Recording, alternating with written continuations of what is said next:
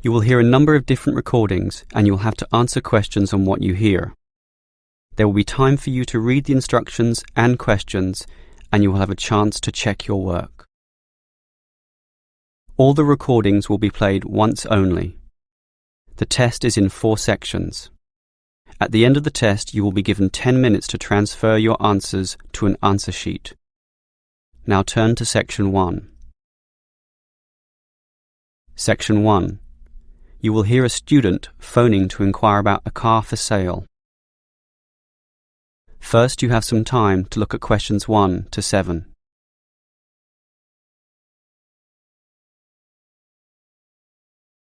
You will see that there is an example that has been done for you. On this occasion only, the conversation relating to this will be played first. Hello, can I speak to... the advert doesn't give a name. Well, the name is Bob, and I guess this call is about the car I'm selling, right? Yes, my name's Francis, and I'm definitely interested. The car owner's name is Bob, so Bob has been written in the space. Now we shall begin. You should answer the questions as you listen, because you will not hear the recording a second time. Listen carefully and answer questions 1 to 7. Hello, can I speak to... the advert doesn't give a name. Well, the name is Bob, and I guess this call is about the car I'm selling, right? Yes, my name's Francis, and I'm definitely interested. You'll like my car then. Clean, neat, nice. What sort is it? Oh, the original model was called an Echo. You know, like the echo a sound can make. But then they changed the name to Yaris just before I bought it. Yaris. I don't know why. I liked the old name, and it's the same car, but that's what it's called. So, what's the colour? The ad says it's cream-coloured. Like cream, then? Yeah, well, it's more of a yellow colour, actually. Not cream? No, I don't know why I said that. It's like a canary, and small like one, too. So, what about the power? How many cylinders does it have? 4 or 6?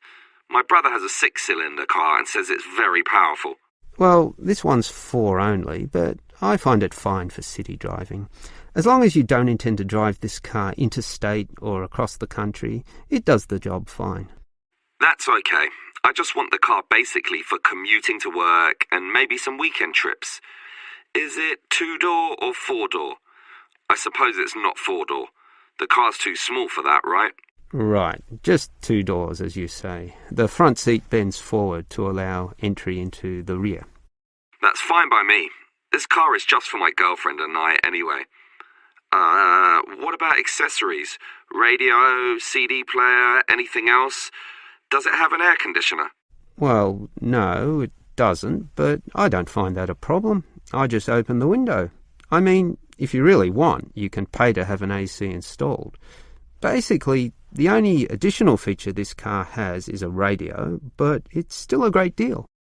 That depends on the price. You say you want $12,800, right? Yep, about that. Well, obviously you expect the price to be reduced to an even figure, right? Well, I don't know. $12,000. $12,500, maybe. If you can lower it a bit, I'll come and have a look, okay? Okay. Let's say $12,400, but I won't lower it any more than that. Certainly not to $12,000. Well, if I can get that better price, I may come over this afternoon. But what year is this car? How old is it? My brother's got a 12-year-old car and it's showing problems. Well, my car was brand new only 3 years ago, but it still looks like it's only been 1 year on the road. Okay, that sounds good. Before you hear the rest of the conversation, you have some time to look at questions 8 to 10.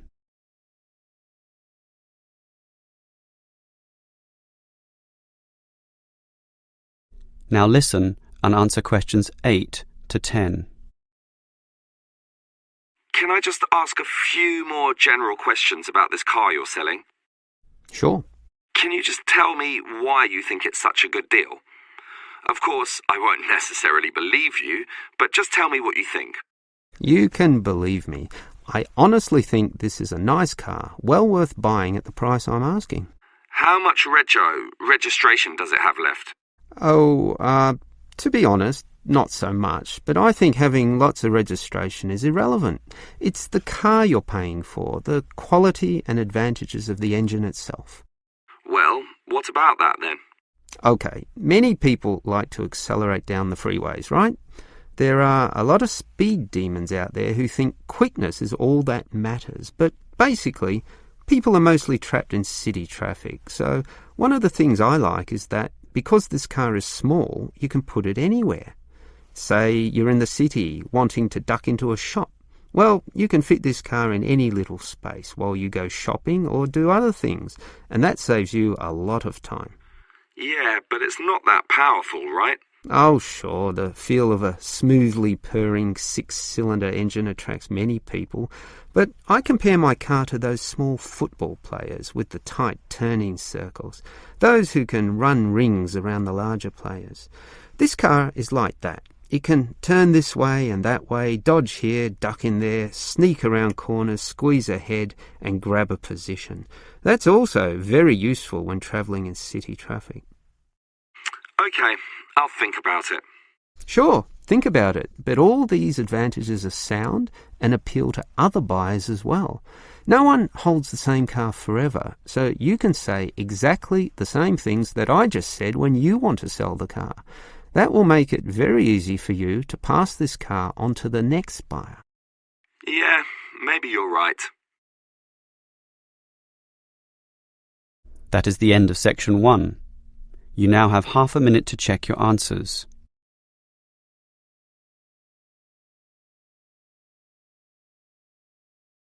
Now turn to section 2. Section 2. You will hear a university administrator telling a group of new students about the central campus buildings and the facilities they provide. First, you have some time to look at questions 11 to 16.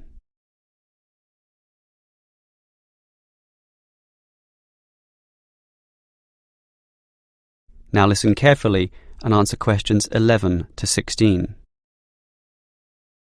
Welcome everyone to the Brandon Complex, the geographical and, we could say, spiritual heart of this university.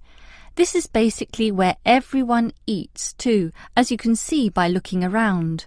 There are many different cuisines here, Chinese, Indian and Middle Eastern, plus the usual fare of a local type, all in that corner over there.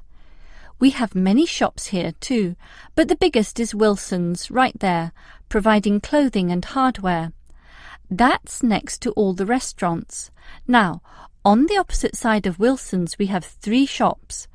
The one in the corner there, closest to the restaurants, is for DVDs. Yes, the DVDs are cheap and affordable, and you can also rent DVD players as well. Moving on. In the corner directly opposite Wilson's is the Student Union office. Incidentally, you are all encouraged to join the Student Union, as a Student Union card gives you many benefits, including discounts on basically everything you can buy here at the Brandon Complex. Outside this complex, on the other side of the road, you can just see it from here in fact, is a building that we call by the rather unusual name, the H Building. Next to this, on the other side of some trees along the main road, is the Engineering Institute, but that doesn't have anything to do with the Brandon Complex. One last thing is that just outside this door, near us here, you can see a grassy oval patch. Well, that's the playing field for what we simply call the fitness room, which is alongside. So you can put on some calories here at the restaurants and then burn them off at the fitness room afterwards. Oh, I forgot to mention this shop right here, in the middle, beside the Student Union. It's the bookshop. And as you can see, it's always busy, always popular. You can buy newspapers, magazines and stationery there, plus a few clothing items as well, just as you can at Wilson's. Why don't you go and take a look right now? Before you hear the rest of the talk, you have some time to look at questions 17 to 20.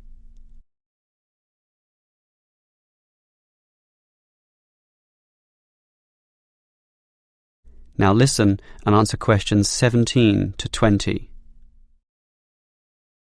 Now, I'd like to tell you a bit more about one of the buildings here, namely the H building. Despite its bland name, you might be interested in what goes on there. It is our main recreational centre, with halls, offices and space available for a variety of activities, mostly for those who want to get fit. For example, if you're interested in yoga, you're in luck, since 4 days a week there are free yoga classes. They have several levels, so if you're a beginner, you'd have to start with that. You can check the schedules on the wall there. Yoga used to be at night, but now it's in the mornings, but not on Wednesdays. Along those same lines, there's aerobic dancing in the afternoon. This shares the same room as the badminton games, which are on Mondays, Wednesdays and Fridays. The aerobics are on the alternate days, Tuesdays and Thursdays, and it's not restricted at all. Everyone is welcome to join, although the instructor may divide you up, of course, according to ability. And, just to show how diverse the H building is, there's even some spiritual solace available there inside the multi-denominational prayer centre, with individual booths and a variety of holy scriptures and texts available to read from all the major religions of the world. That's open all day over the weekend, but not at night time when the rooms are for private booking. Finally, for those of you of a cerebral nature, the University Chess Club operates at night. That's open from 8 p.m. every... is it Wednesday or Monday? No, sorry, Friday. And I think it closes at about 11:30 p.m. So, there's something for everyone in the H building. That is the end of section 2. You now have half a minute to check your answers.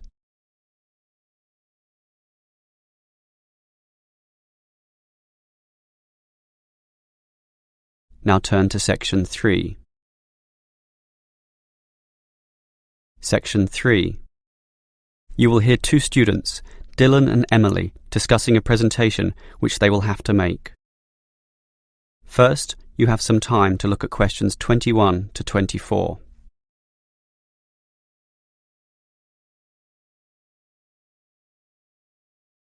Now listen carefully and answer questions 21 to 24.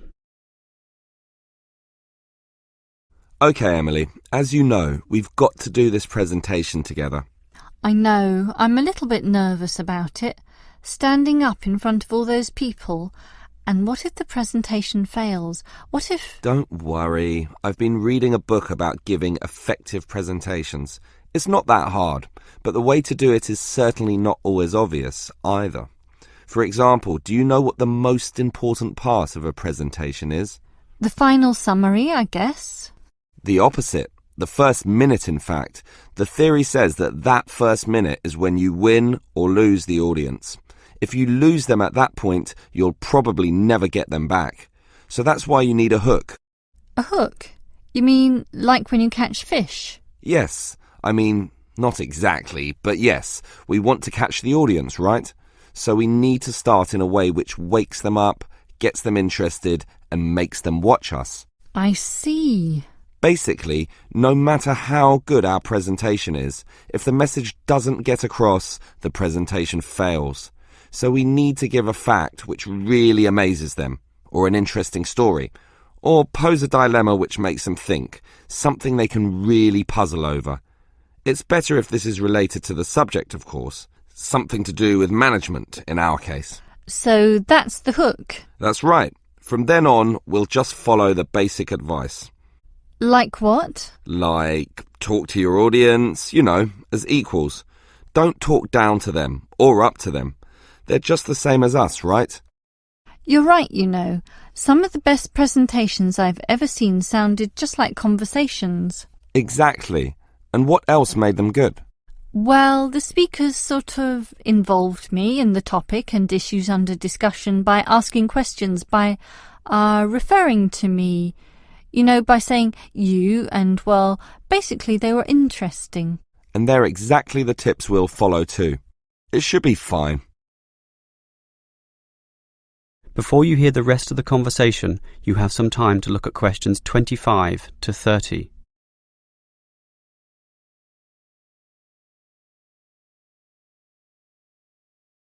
Now listen and answer questions 25 to 30.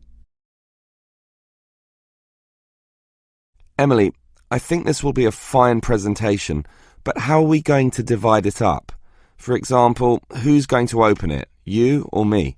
Well, I think you have a very natural style, so you should start.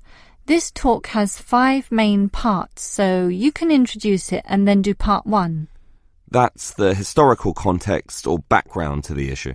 Yes, then I'll do part 2 about current views. You do part 3 and I'll do part 4, leaving both of us to handle the question time. I'm okay with that. In part 1, I'll probably speak at length about Hoffman's theory, about management styles, and compare differences in culture in relation to the style of management used. That sounds good. Those differences are important and certainly relevant to the current times. Hoffman makes some excellent points too on this issue. That's why I'll follow up with present-day perspectives and viewpoints on this, such as the problems facing today's managers in the complex multicultural workplace, where basically one can no longer assume one is dealing with a single culture in the workplace, but actually a multiculture. That sounds good also. Then I'll take over, discussing the implications and problems of this. I suppose you'll look at the pluralist movement. Yeah, I was thinking about that, but then I changed my mind. I've decided I'll look at the productive diversity argument. It's more interesting anyway, so I'll go with that. Then I'll tell everyone what we've decided is the best business practice, or what is most likely to work in most situations, which is basically ignoring pluralism and productive diversity and linking everything back to Kotter's theory of human universals. Yes, the theory that argues modern management should target the universals of human nature. Right, and that leaves both of us to field questions at the end. Are there any questions we can predict so that we have some good answers ready? About resolving industrial disputes, for example? Well, I'd say that industrial democracy usually surprises people, so we should expect a lot of questions about that. Yes, the theory is that it increases productivity and reduces industrial delays. And results in better decision-making, but that's all theory. Most people would think that industrial democracy is just about unworkable in practice, so let's be ready to explore that issue in some depth, as well as any other related topics, okay? Okay. That is the end of section 3. You now have half a minute to check your answers.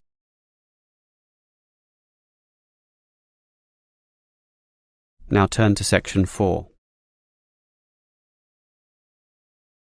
Section 4. You will hear a lecturer discussing the possibility of creating nuclear fusion. First, you have some time to look at questions 31 to 35.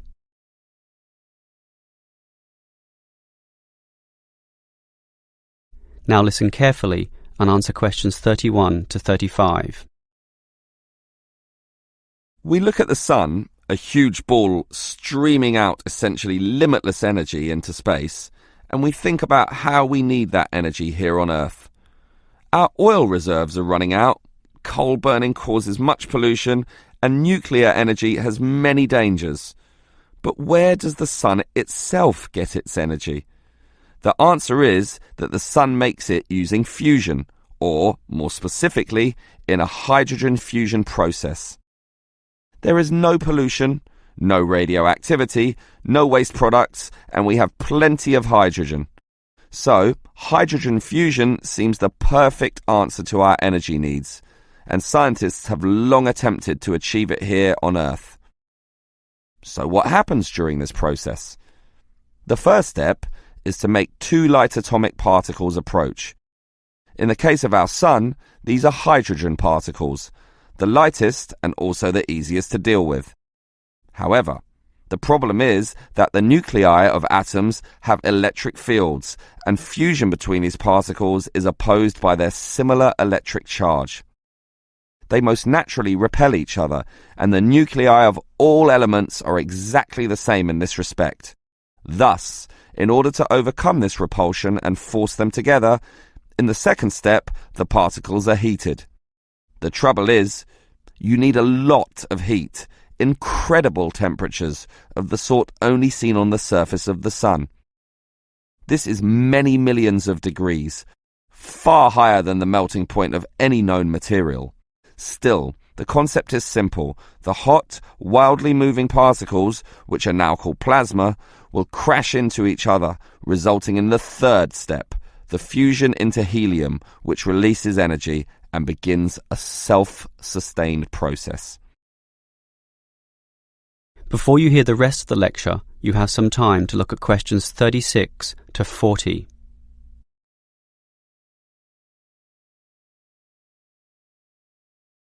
Now listen and answer questions 36 to 40. So, we know how fusion works. Thus, the big question is, can we create it here on Earth? We actually have the technology to superheat hydrogen into plasma, but no container on Earth can deal with those temperatures. Thus, we need to confine this superheated material so that it doesn't touch anything.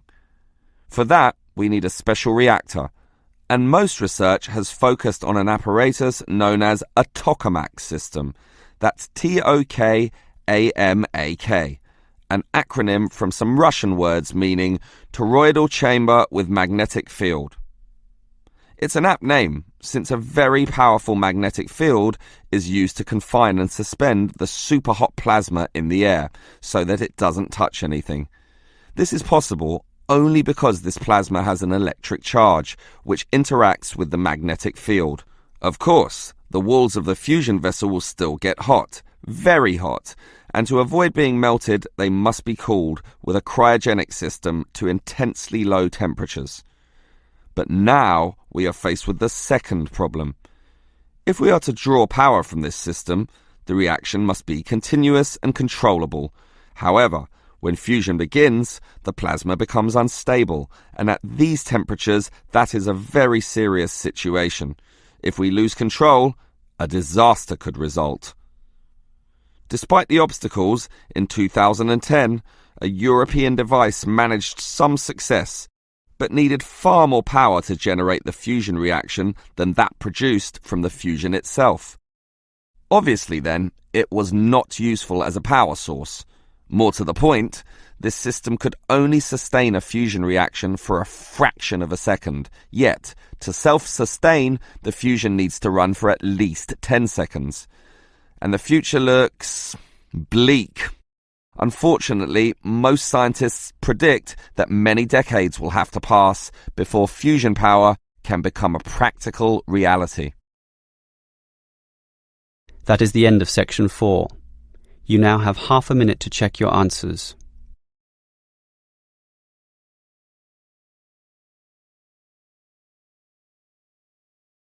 That is the end of the listening test. In the IELTS test, you would now have 10 minutes to transfer your answers to the answer sheet.